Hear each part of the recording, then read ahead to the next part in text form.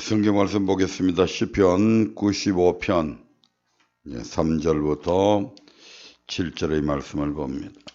같이 합독하도록 하겠습니다. 대저 여호와는 크신 하나님이시요 모든 신 위에 크신 왕이시로다.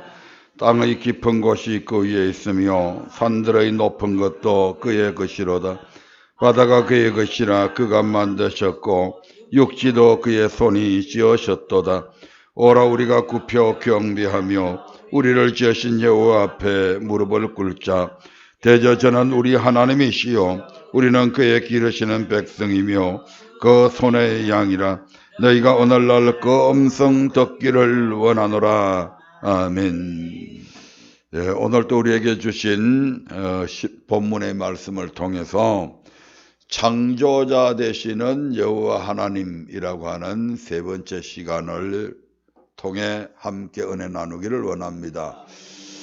창조자 되시는 우리 하나님에 대해서 첫 번째 시간에는 창세기를 통해서 우리가 하나님께서 여세 동안 온 우주와 만물을 창조하시고 마지막에 우리 인간을 창조했던 사실을 살펴보았습니다. 그리고 지난번 시간에는 욥기 편을 통해서 우리가 잘 아시다시피 욥은 세상에 그 어느 사람과도 견줄 수 없는 참으로 의로운 사람이었습니다. 하나님이 자랑하실 정도로. 하지만 너무너무 의로웠기 때문에 그 의로움 때문에 그의 마음속에는 자기도 알지 못하는 사이에 나는 다른 사람보다 의롭다는 선을 더 넘어서 이제는 하나님보다 더 의롭다는 교만으로 차 있었던 그의 모습들을 보게 됩니다. 그래서 하나님께서는 이 사탄의 손을 빌어서 오히려 욥에게 제3재앙을 행하시게 되고 그 재앙을 통해서 욥의 마음속에 잠재되어 있던 그의 교만함을 밖으로 드러내시게 됩니다. 욥이 그 교만한 상태대로 그대로 두게 되면 욥의 영혼은 필경 지옥에 떨어질 수밖에 없을 것입니다. 그런데 욥이 너무 의롭게 살았기 때문에 하나님께서 그게 불쌍해 보여서 그 욥의 영혼을 구원하시기 위해서 욥에게 재앙을 내렸던 것인데 욥은 오히려 하나님보다 자신이 의롭다고 자랑하며 오히려 하나님을 배반하는 그러한 삶의 모습들을 보게 됩니다. 그래서 이제 세 친구를 보냈고 그 세 친구의 말을 도 듣지 않는 욥에게 이제는 엘리후라고 하는 선지자를 보내게 되고 그 엘리후의 말도 듣지 않은 걸 보고 하나님께서 욥기 38편에서 하나님이 직접 나타나셔서 말씀하시게 되는데 그 하나님의 질문이 욥기 38장부터 41장까지 무려 넉 장이나 하나님께서 욥에게 일방적으로 질문하는 내용들이 나옵니다. 그래서 이러한 하나님의 질문을 바라보면서 하나님께서 이 온 우주와 만물을 얼마나 우리 하나님께서 세밀하게 말씀으로 명령해서 지으셨지만 그것들이 얼마나 하나님의 창조의 질서대로 움직이고 있는가를 보면서 참으로 하나님은 우리 모두에게 경외함을 받을 수밖에 없는 경이로우신 그런 하나님 되심을 깨달아 그 하나님 앞에 늘 엎드려 경배하는 저와 여러분들이 되시기를 바랍니다. 욥기 38장을 보겠습니다. 욥기 38장 1절부터 읽으면서 넘어가겠습니다. 너무 분량이 많기 때문에 오늘 하여튼 그래서 끝을 내려고 합니다. 그래도 같이 읽어볼까요?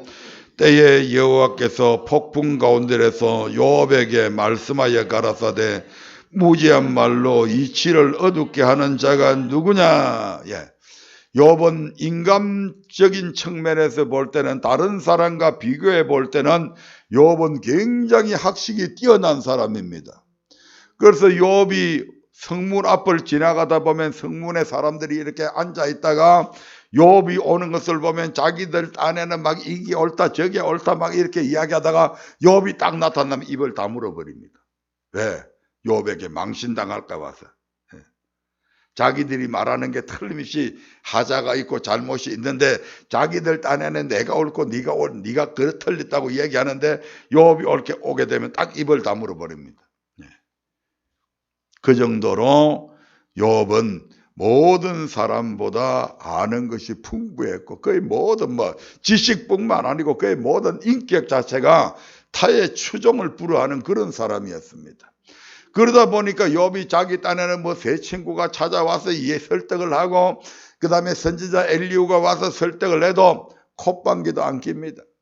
자기는 여전히 어려운데 하나님이 자기의 어려움을 시샘해서 자기한테 이런 재앙이 왔다고만 생각하고 있는 겁니다. 그래서 하나님께서는 지금 그런 욥에게 무지한 말로 네가 뭐가 똑똑하다고 이런 말입니다. 무지한 말로 이치를 어둡게 하는 자가 누구냐? 네가 쥐뿔도 알지 못하면서 뭘 안다고 그렇게 떠드냐? 네가 그렇게 똑똑하냐? 네가 그렇게 똑똑하다면 이제부터 내가 묻는 말에 한번 대답해봐라. 이제 그렇게 얘기하시는 거죠. 3절부터 다시 봅니다. 시작. 너는 대장부처럼 허리를 묶고 내가 네게 묻는 것을 대답할지니라. 내가 땅에 기초를 놓을 때에 네가 어디 있었느냐? 네가 깨달아 알았거든 말할지니라. 누가 그 도량을 정하였었는지 누가 그 준성을 그 위에 띄었었는지 네가 아느냐? 그 주초는 무엇에 세웠으며 그 모퉁이 돌은 누가 놓았었느냐?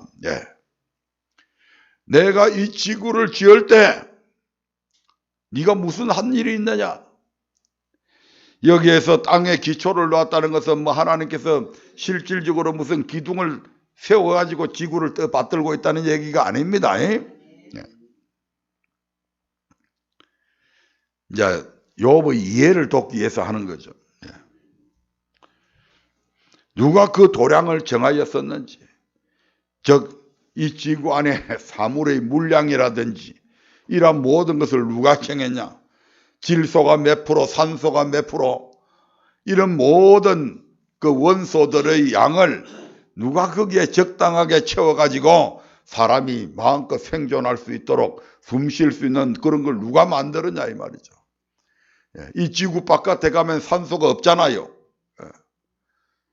온 우주의 다른 별들에 가도 사람이 생존할 수가 없어요. 하나님께서 이 모든 것을 배합을 딱 맞추어서 사람이 마음껏 숨쉬며 호흡하며 살아갈 수 있도록 만들어 놓은 거예요, 이게. 누가 그 준성을 그 위에 띄었었는지 내가 아냐? 누가 지구를 23.5도로 이렇게 기울기로 되게 만들었는지 아냐? 이 말입니다, 지금. 8절부터 볼까요? 8절부터 시작. 바닷물이 태에서 나온 같이 넘쳐 흐를 때에 문으로 그것을 막은 자가 누구냐? 그때 내가 구름으로 그 어복을 만들고 흑암으로 그 강보를 만들고 계한을 정하여 문과 빗장을 베풀고 이러기를 네가 여기까지 오고 넘어가지 못하리니 내 교만한 물결이 여기 거칠지니라 하였노라. 하루에 민물과 썰물이 2번씩 일어나죠. 약 한 물 때마다 30분씩 늦어집니다. 그 물이 막 밀물이 싹 들어올 때는 그냥 그냥 그 위에 언덕까지 그냥 차고 넘떨어지지 물이 쫙 오잖아요. 그 물이 마치 태에서 나온 같이 넘쳐 흘렀다고 지금 그렇게 표현하고 있는 거죠. 그러면서 그게 싹 들어오는데 어느 선까지 딱 오면 딱 거쳐집니다. 아멘. 우리 하나님께서 계한을 정해서 문과 빗장을 베풀고 내 그야만한 물결이 여기 거칠지니라 해서 딱 네가 맹물 때는 여기까지만 오고 맹물 때는 여기까지만 오고 조금이 오면 여기까지 와라. 하나님이 다 정해 놓으셨다는 것입니다. 아멘. 12절부터 봅니다. 네가 나던 날부터 아침을 맹하였었느냐? 새벽으로 그 처소를 알게 하여 그것으로 땅 끝에 비치게 하고 악인을 그 가운데서 구축한 일이 있었느냐. 땅이 변하여 진흙에 인친 것 같고 만물이 옷같이 나타나되 악인에게는 그 빛이 그만바되고 그들이 높이던 팔이 꺾이느니라. 네가 바다 근원에 들어갔었느냐? 깊은 물 밑으로 걸어 다녔었느냐? 참, 기가 막혀. 바다의 깊이가 얼마나 되는지 아세요? 예. 현재까지 발견된 바다의 깊이는 11,033m라고 합니다. 예, 일본 근처에 있는데 마리아나 해구라고 하는 곳이 있죠. 예, 그래서 거기 바다 수심을 쟀는데 쫙 이렇게 V자형으로 되어 있는데 그 밑에까지가 11,033m. 우리가 잘 아시다시피 세계에서 가장 높은 산봉우리가 에베레스트 산이잖아요. 그 에베레스트 산의 높이가 해발 8,848m입니다. 거기에 가면 공기가 희박하죠. 네. 그런데 이 바다 밑에도 내려가면 깊이 들어가면 들어갈수록 엄청난 수압이 있습니다. 우리 사람이 아무것도 쓰지 않고 그냥 맨몸으로 30m 넘게 들어가는 사람들이 거의 없습니다. 더 깊이 들어가면 이게 조여들어서 꼬막이 터져버리든지 그렇게 됩니다. 그런데 이 해저 만천공 33m, 이 10,000m 밑에도 들어갔는데도 거기에 뭐가 살고 있다고요? 바다 생물들이 살고 있다고 하는 것이 다 밝혀졌습니다. 거기에 새우도 있고 꽃게도 살고 있고, 그것들이 뭐 우리가 만져보면 그렇게 단단한 것도 아닌데 그런 것들이 어떻게 그 엄청난 수압을 견디면서 거기서 숨쉬고 살아갈 수 있을까? 이게 상상이 되세요? 배들도 웬만하게 단단하게 안 지은 배들은 그 정도 가면 다 배들도 다 깨어집니다. 수압 때문에. 근데 그 보잘것없는 게, 새우 같은 게, 그 우리가 삶아갖고 먹으면 그냥 말랑말랑한데, 그것들이 어떻게 깨어지지도 않고 그 엄청난 수압을 견뎌내면서 거기서 사냐 이 말입니다.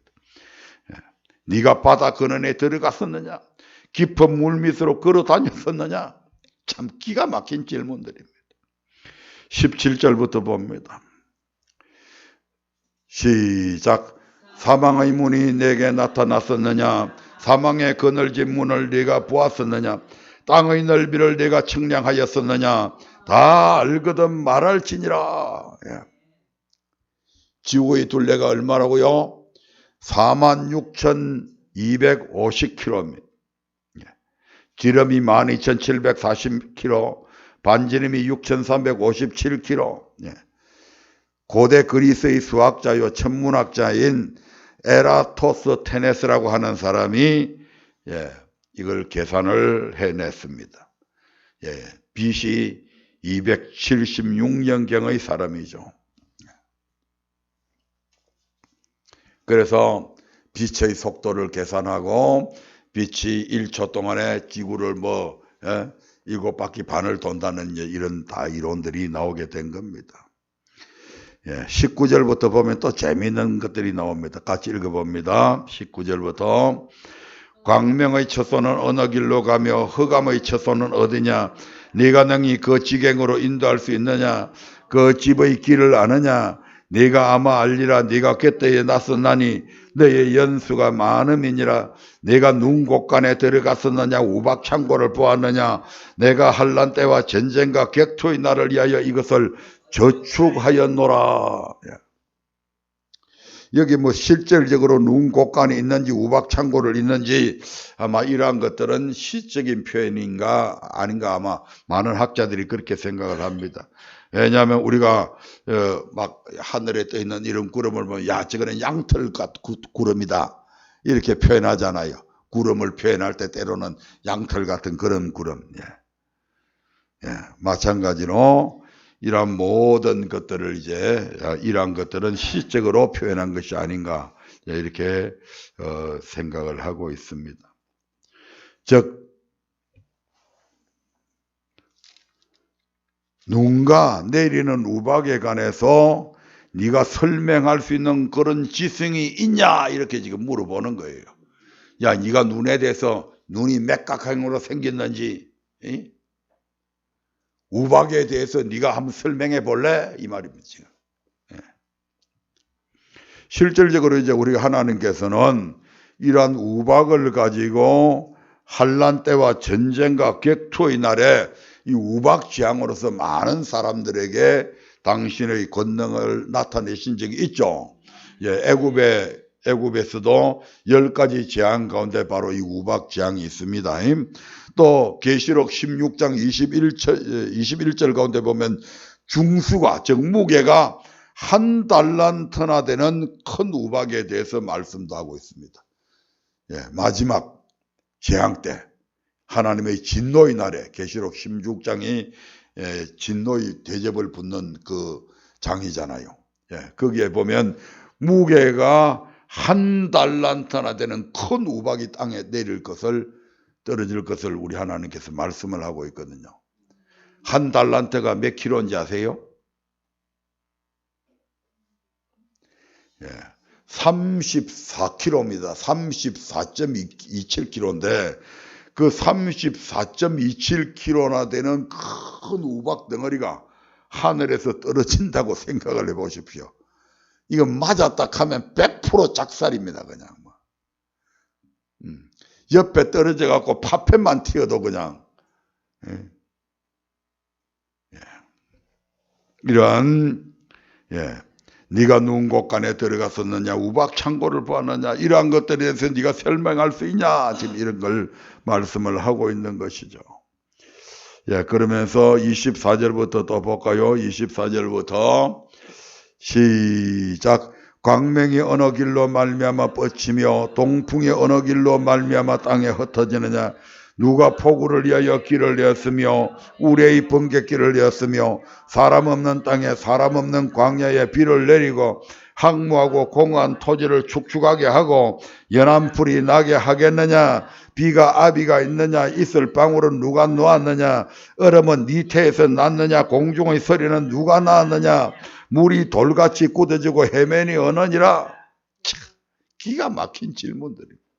이 욥이 뒷단에는 좀 똑똑하다고 생각하고 그렇게 있었는데 이 하나님의 이러한 질문에 대해서 단 한마디도 지금 대답할 말을 못 찾습니다. 물이 돌같이 굳어지고 물이 돌같이 굳어지고 물론 뭐 얼음덩어리도 있습니다만은 우리가 저 종류석 같은 것도 보면 물이 이래 얼어가지고 그래. 그러면서 31절부터 보면 참 기가 막힌 얘기가 나옵니다. 31절 한번 볼까요? 31절 시작. 네가 묘성을 메어 떨기 되게 하겠느냐. 삼성의 띠를 풀겠느냐. 내가 이거 찾느라고 지금 상당히 시간을 많이 보냈어요.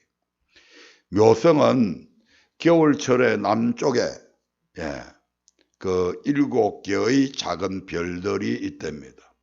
우리의 육안으로는 7개의 별이 보입니다. 그런데 이 욥 시대에는 천체 망원경이나 이런 것들이 없습니다. 그런데 그 묘성에 그런 7개나 뭐 이런 정도의 별이 있는 건 줄 알았는데 거기에 무려 2000개의 별이 있답니다. 거기에 집중해서 거기에 묘성을 떨기되게 하겠느냐. 이 말은 떨기나무에 보면 막 이 열매가 따닥따닥 붙어 있잖아요. 예를 들면 포도송이 같은 거. 이런 것들은 그 포도송이가 따닥따닥 붙어 있잖아요. 이것처럼 별들이 그냥 이렇게 떨기를 이루어 있다는 거죠. 이게 우리 육안으로는 안 보인다니까. 그 별들이 약 2000개나 되는 별들이 이런 떨기를 이루어 가지고 그것들이 딱 같은 방향으로 동시에 이 2000여 개의 별들이 똑같은 형태로 움직인답니다. 그게 기묘할 묘자죠. 묘성이죠. 이것들이 똑같은 방향으로 일정한 속도로 그 2000여 개의 별들이 똑같이 움직인다는 거죠. 이걸 어떻게 욥 시대에 이걸 알았냐 이 말입니다. 또 삼성의 띠를 풀겠느냐. 욥 시대에 이 삼성의 띠라고 하는 건 이 오리온 별이라고 그러는데요. 이게 고대 그리스에 보면 신화에 보면 오리온이라고 하는 사냥꾼이 나온답니다. 이 오리온이라고 하는 사냥꾼이 막 이 칼을 들고 막 이래 폼을 이렇게 잡고 있는데 이 오리온 사냥꾼의 허리띠가 삼성의 별이 그 띠를 우리가 허리띠 묶잖아요. 그 띠에 별이 3개, 하나, 둘, 3개 이렇게 놓여 있다는 거죠. 예. 그래서 이게 띠로 이어져 있다는 얘기죠. 예. 그래서 삼성의 띠를 풀겠느냐.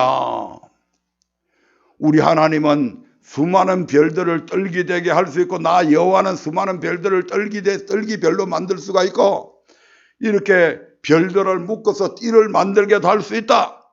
또 이것을 풀 수도 있다. 근데 너 할 수 있어? 이 말이거든 지금요. 근데 놀랍게도 이 삼성의 띠라고 하는 이 띠가 우리가 지구에서 이렇게 바라볼 때는 나란히 이렇게 해가지고 이게 띠처럼 되어 있는데 이게 다른 각도에서 이렇게 보면 이게 나란히 있는 게 아니고 거리가 이 별하고 이 별 차이가 엄청 거리가 앞뒤로도 멀답니다. 그러니까 옆에서 보면 전혀 띠가 형성이 안 돼가 있는 거죠. 그러니까 하나님께서는 이거 나는 이거 풀 수 있다 이 말이죠 지금. 너 풀 수 있냐 이 말이죠 지금. 이걸 욥 시대에 어떻게 이걸 알 수 있었냐 이 말이죠. 욥 시대에 천체 망원경도 없는데 그리고 뭐 우주선을 타고 다른 각도에서 볼 수도 없는데 이게 이제 그 천문학자들이나 이제 많은 사람들이 이거는 하나님께서 원래 아담을 창조하실 때 아담이 범죄하기 이전에 아담은 모든 것을 멀리도 볼 수 있고 이런 별들의 세계를 지금의 망원경을 갖다 놓고 보듯이 확실하게 볼 수 있었다는 얘기죠. 예. 그래서 그때 아담이 그 모든 별의 형태나 이런 것을 보고 나중에 범죄하고 난 이후에는 볼 수 없게 되잖아요. 예. 그래서 그때 자기들 자손들한테 이러한 것을 구전으로 얘기했다는 거죠. 구전으로. 예, 구전으로 야 별들에 관한 세계들을 얘기도 하고 그런 것들이 이제 전해 내려오다가 그래서 이제 그 노아의 홍수가 끝나고 나서 사람들이 또 인구가 많아져서 막 인구가 불어날 때 하나님께서 언어를 혼잡해 가지고 다 흩어버리잖아요. 예, 그러면서 이제 흩어진 사람들끼리 많이 모여서 사는 데가 메소포타미아 쪽, 그 다음에 인지 문명, 중국 쪽, 그 다음에 이집트. 이런 식으로 막 큰 무더기로 이제 흩어지잖아요. 예, 그러면서 이 바벨론 제국에 바벨론에 있는 이 메소포타미아 지역에 여기에 그 점성술이 즉 별을 보고 점치는 이런 것들이 굉장히 발달이 되어 있잖아요. 예. 그래서 그때에 아마 아담이 봤던 것이 구전으로 이렇게 흘러나왔던 것이다. 이렇게 학자들 중에 그렇게 예견하는 사람들도 있습니다만은 예, 성경에서 그 부분에 대해서 분명하게 말씀하지 않기 때문에 예, 그냥 참고로만 그렇게 들어주시면 되겠습니다. 예. 네가 요성을 메어 떨게 되게 하겠느냐? 삼성의 띠를 풀겠느냐? 그리고 이 삼성을 보면요. 요즘 이제 천체 망원경을 보면 이 삼성의 별들 그 중간으로 블랙홀처럼 긴 동굴이 이어져 있답니다. 예.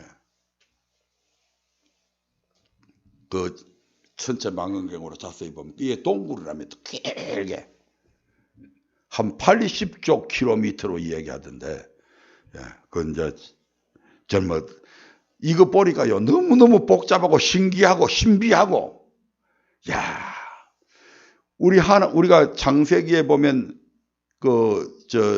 창세기 12장에 보면 하나님께서 아브라함에게 야, 네 하늘의 별을 쳐다봐라.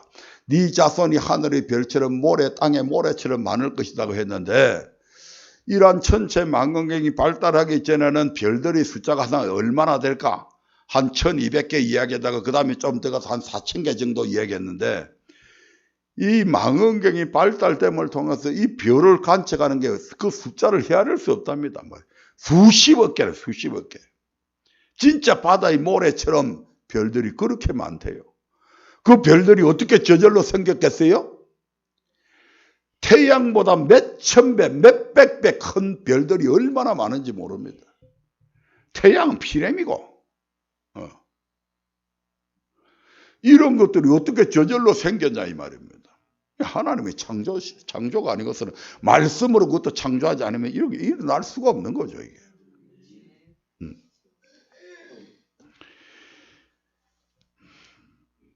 네가 묘성을 메어 떨게 되게 하겠느냐 삼성의 띠를 풀겠느냐.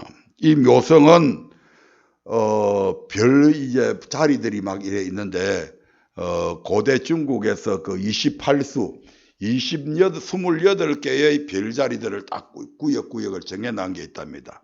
그 28수 중에서 이 묘성은 18번째 별자리의 별들이고 삼성은 21번째 별들이의 별들이랍니다. 그 안에 또 이제 엄청난 별들이 있죠. 그러니까 구역구역을 정해놨는데. 자, 그 다음에 32절 봅니다. 시작. 내가 12궁성을 때를 따라 이끌어내겠느냐. 북두성과 그 속한 별들을 인도하겠느냐. 야, 이것도 보면 참 재밌습니다. 네가 12궁성을 때를 따라 이끌어내겠느냐. 이 별자리들을 그 묘사해 놓은 걸 보면 전부 다 이 짐승이나 가축들 뭐 이런 것들을 가지고 많이 별자리 이름을 지었더라고요. 그래서 첫 번째 별자리가 양자리입니다. 마지막 별자리가 물고기 자리예요. 예, 물고기 자리. 첫 번째 별은 양. 예. 그 다음에 저 북극성 같은 경우에는 큰 곰자리. 북두 칠성은 작은 곰자리 이런 식으로 다 그 동물들을 많이 표현해 놓고 있는데 이 12궁성 양자리에서부터 지구가 공전을 하잖아요. 지구가 맨 처음에 출발을 어디서 하냐면 양자리에서부터 출발을 하면 이게 1월달이란 말이에요. 한 궁성을 지날 때마다 한 달이 지나간답니다. 그러니까 이 양자리에서부터 마지막 12궁성이 있는 물고기 자리에까지 딱 가면 1년이 되는 거예요. 그래서 고대에는 달력이나 이런 것들이 없었잖아요. 시계도 없고 달력도 없었잖아요. 그때에 어떻게 하루하루를 계산을 됐을까? 어떻게 하루하루를 알 수가 있었을까? 이게 이제 그 고대에 그 아담이 원신이 아니잖아요. 하나님이 얼마나 하나님의 형상을 따라 지혜롭게 만들어놨는데 그가 범죄하기 이전에 얼마나 똑똑했겠어요. 그가 밤하늘의 별들을 그 당시에는 별도 지금 우리나라 같은 데서는 하늘이 굉장히 높게 보입니다만은 미국 같은 데는 가면 별이 그냥 지치게 있는 것처럼 보여잖아요. 예. 그러니까 마찬가지로 그 아담이 살고 있던 그 시대에는 이 지구가 지금처럼 이렇게 혼탁한 이런 데가 아니잖아요. 네.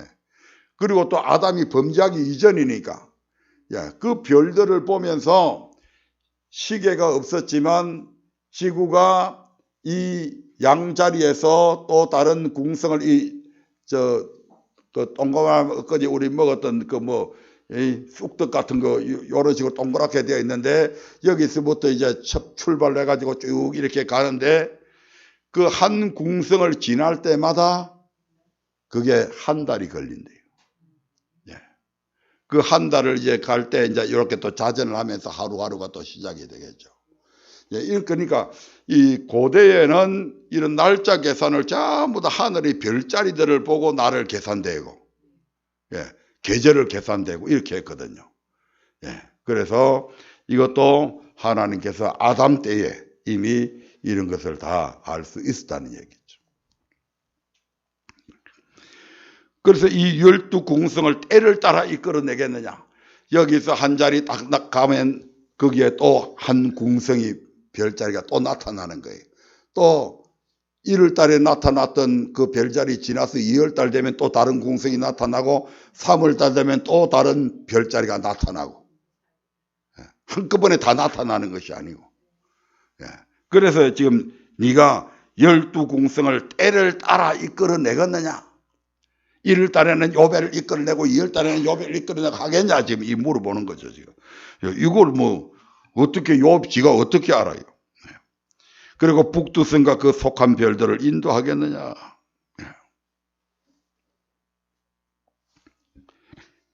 나머지는 그냥 대강 좀 할 테니까. 자, 그러면서 이제 쭉 읽어보십시다. 33절부터 계속 보겠습니다. 33절부터.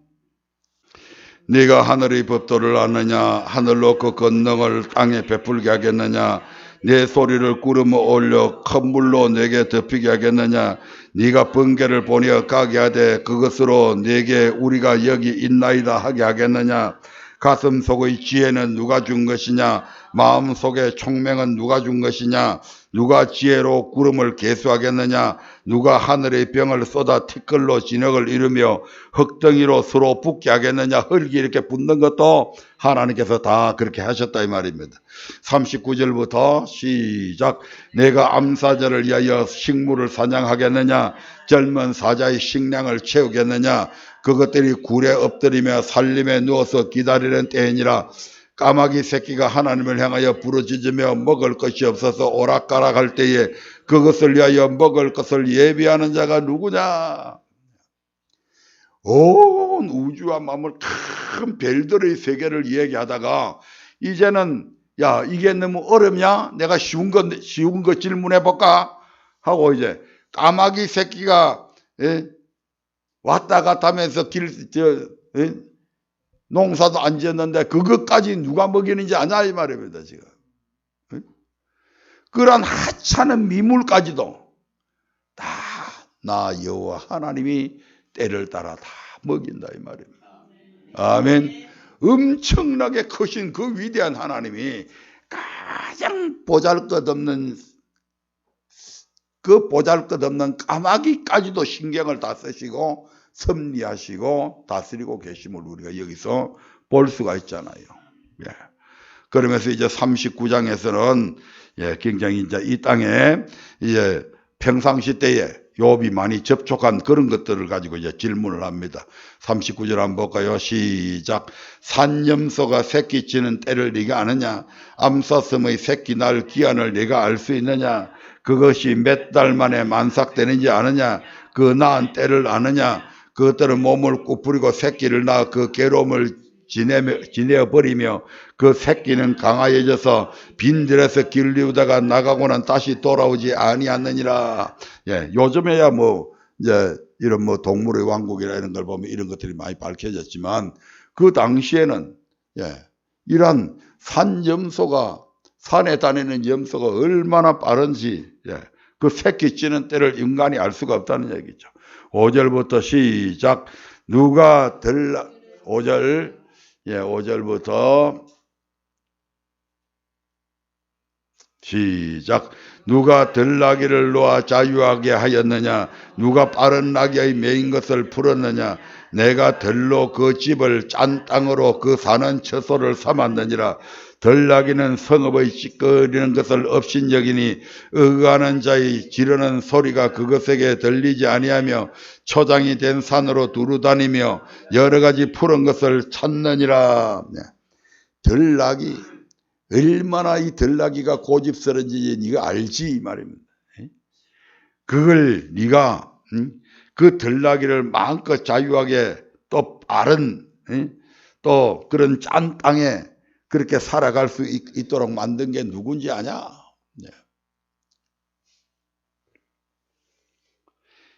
들나귀가 얼마나 고집스러운지 네가 그 고집 꺾을 수 있냐? 지금 이런 것까지 다 물어봅니다. 9절부터 들소요. 시작. 들소가 어찌 절겨 내게 복종하며 내 외양간에 머물겠느냐. 네가 능히 줄로 들소를 며 이랑을 갈게 하겠느냐. 그것이 어찌 골짜기에서 너를 따라 썰애를 끌겠느냐. 그것에 힘이 많다고 네가 그것을 의지하겠느냐. 내 수고하는 일을 그것에게 맡기겠느냐. 그것이 내 곡식을 집으로 실어 오며 내 타작마당에 곡식 모으기를 그것에게 의탁하겠느냐. 네 그럴 능력이 있나 이 말입니다. 네가 들소를 잡아다가 밭 이랑을 갈게 할 그럴 능력이 있나? 뿔에 받쳐갖고 안 죽으면 다행이지. 네가 진 게. 근데 나 여호와는 그런 들소까지도 이랑을 갈게 만들 수 있는 능력이 나는 있어 이 말입니다. 그 들소를 이랑을 갈기도 하고 썰애를 끌게 만들게도 하고 타작마당에 곡식을 그 들소를 가지고 모을 수 있도록 할 수도 있고 나는 할 수 있어. 근데 너 할 수 있냐? 지금 물어보는 거잖아. 아멘. 13절부터 시작. 타조는 절거이 그 날개를 친다마는 그 깃과 털이 인자를 베푸느냐.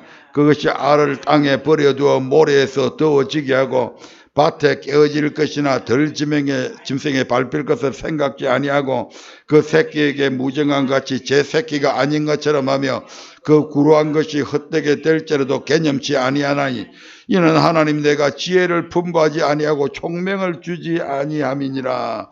그러나 그 몸을 떨쳐 뛰어갈 때는 말과 그 탄자를 경히 여기느니라. 타조가 왜 그런 돌대가리 같은 그런 대가리를 갖고 태어났는지 아냐 이 말이지.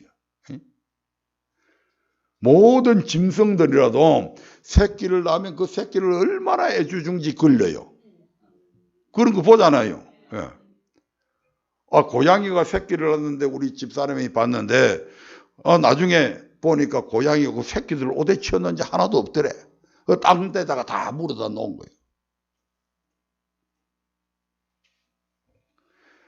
이러한 짐승들도 자기가 새끼 막 그 뼈 박아서 구루에서 새끼 낳으면 그 새끼들을 얼마나 애중지게 닭도 새끼를 놓으면 알을 놓으면 그 알을 걔대로 그 부화될 때까지 계속 품고 있잖아요. 다니면서 뭐 어디 주워 먹고 이런 거 안 하고 딱 품고 앉아 있잖아요. 그런데 이 타조는 그렇게 안 한다는 거예요. 알만 나눠 놓으면 그저 천방지축으로 지 혼자 지멋대로 돌아다니는 거예요.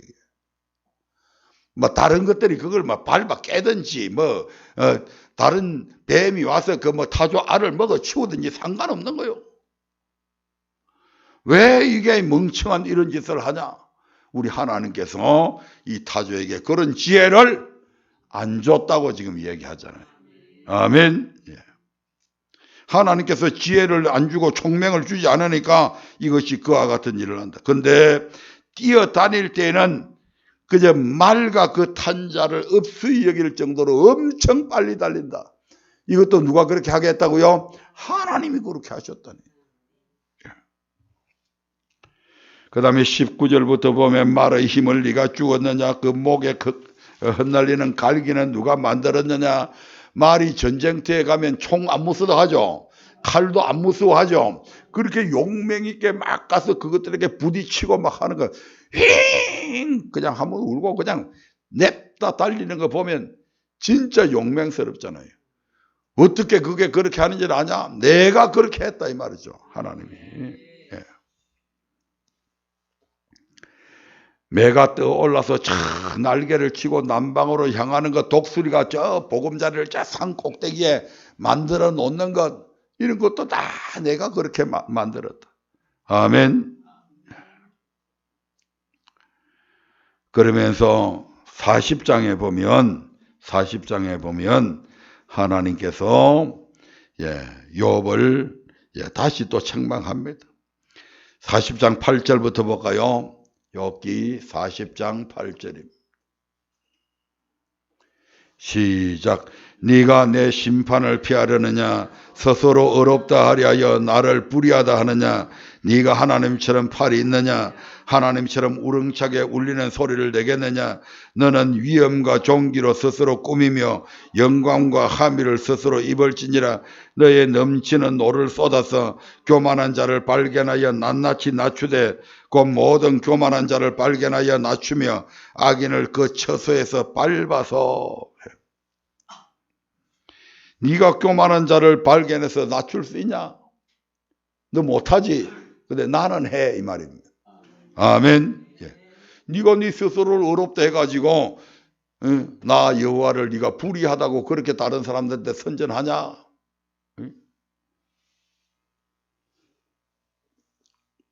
여기서 이제 교만한 자가 누구냐면 바로 따지고 보면 욥이죠. 아멘. 예.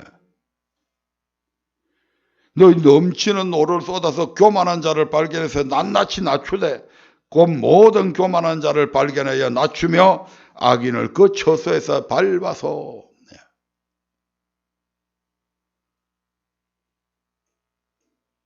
교만한 욥을 하나님께서 지금 이러한 재앙들을 통해서 낮추잖아요. 그리고 지금 이 질문을 통해서 네가 형편없는 놈이라는 걸 지금 가르쳐서 그의 모든 교만을 지금 꺾어버리시잖아요. 아멘. 욥 너는 네가 그만큼 교만했잖아. 너는 악인이야 이 말입니다.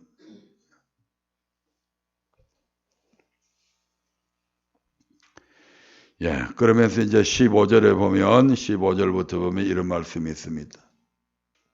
시작. 이제 소같이 풀을 먹는 하마를 볼지어다. 내가 너를 지은 것 같이 그것도 지었느니라.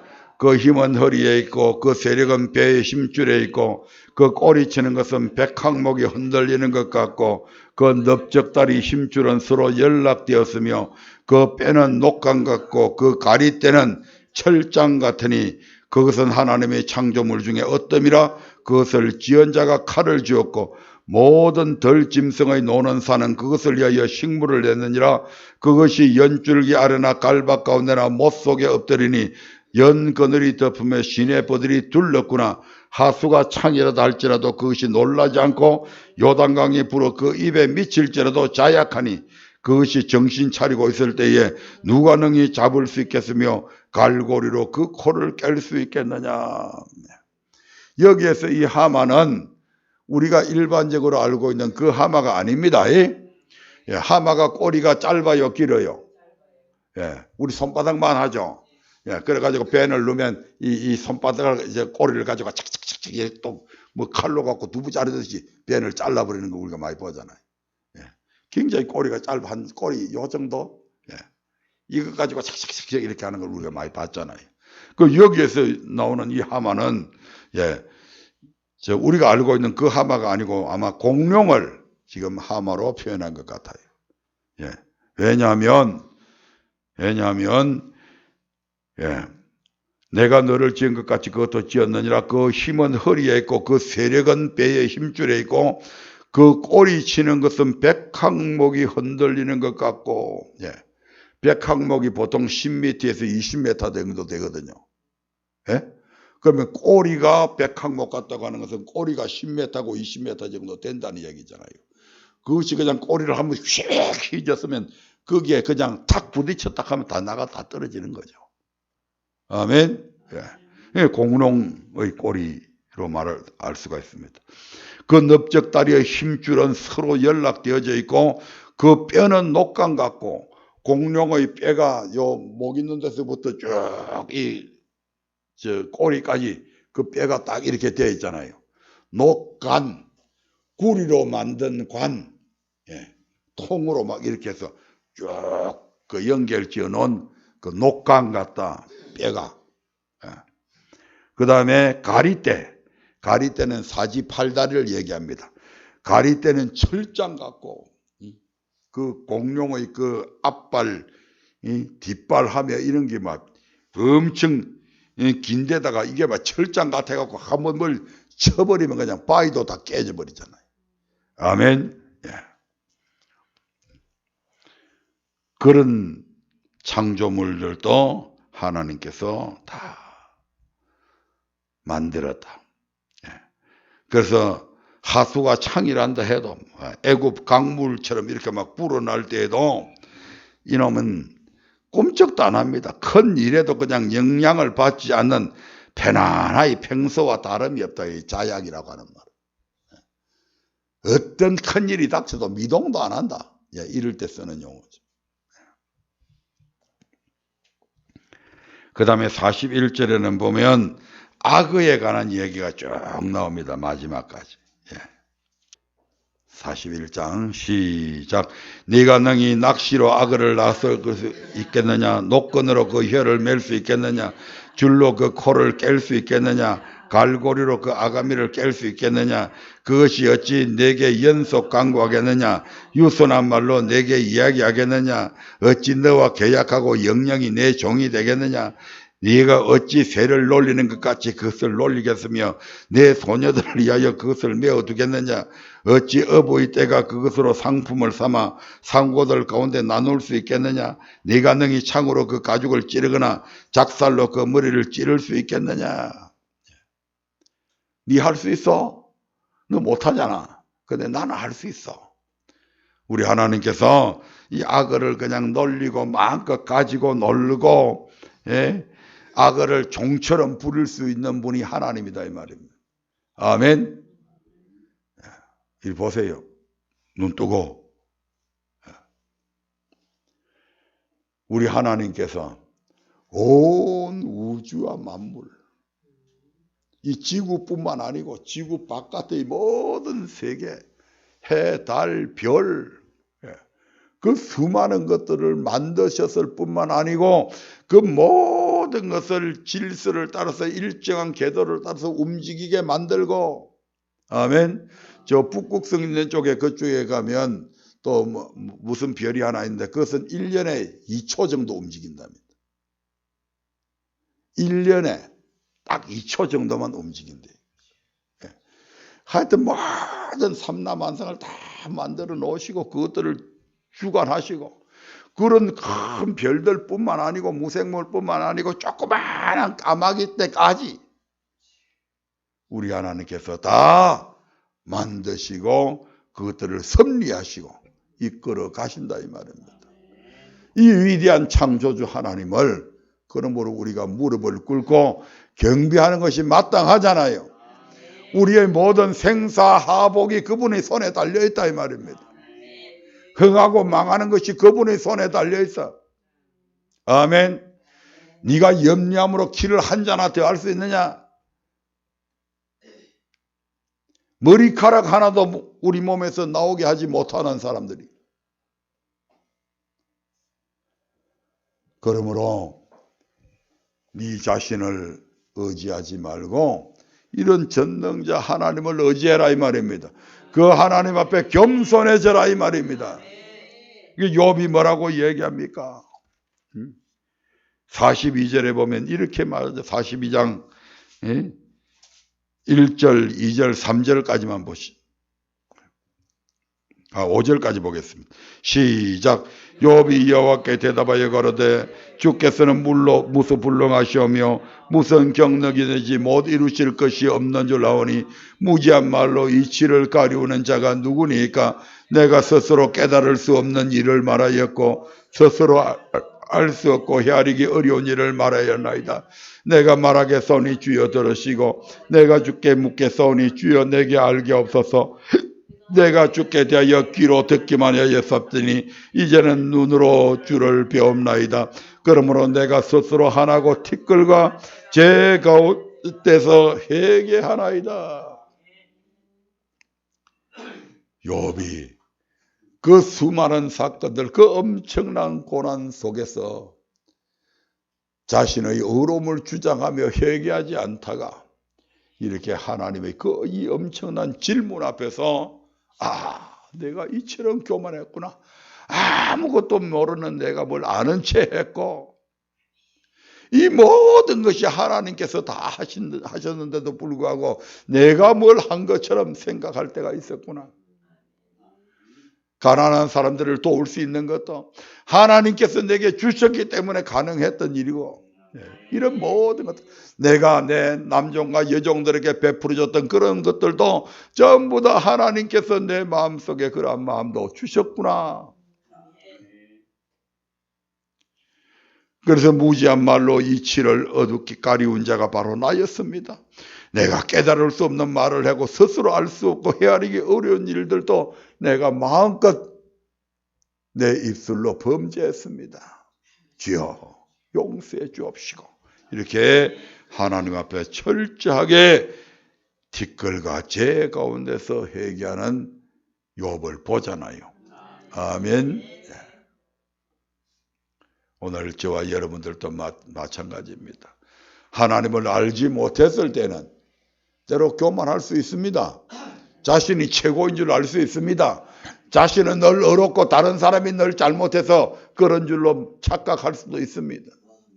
하지만 이제 이 창조주 하나님, 욥기를 통해서 보여주신 이 위대하신 하나님을 바라보면서 우리가 그 하나님 앞에 겸손하게 무릎 꿇고 엎드려야 될 것입니다. 그분의 위대하심을 노래해야 되고 그분 앞에 엎드려 경배하는 것이 마땅할 것입니다. 만약 그렇게 하지 않는다면 우리 하나님께서는 그러한 자들을 결단코 가만두지 않으시겠다, 반드시 심판하겠다고 하는 것이 시편 95편의 말씀이잖아요. 그 부분은 다음 주부터 시작하도록 하겠습니다. 심판자 되시는 여호와 하나님. 아멘. 그래서 철저하게 내가 뭘 좀 잘한다고 해서 그것 때문에 우쭐거리지 마라 이 말입니다. 내가 좀 더 다른 사람보다 많이 안다고 해서, 내가 다른 사람이 할 수 없는 걸 좀 할 수 있다고 해서 자만하지 마라 이 말입니다. 그 모든 것이 어디로서부터 나왔냐? 하나님께로부터 나왔다 이 말입니다. 그 마땅히 하나님께 영광 돌리는 것이 마땅하잖아요. 사도 바울처럼 나의 나된 것은 하나님의 은혜였노라고 고백하는 저와 여러분들 되시기를 주의 이름으로 축원합니다.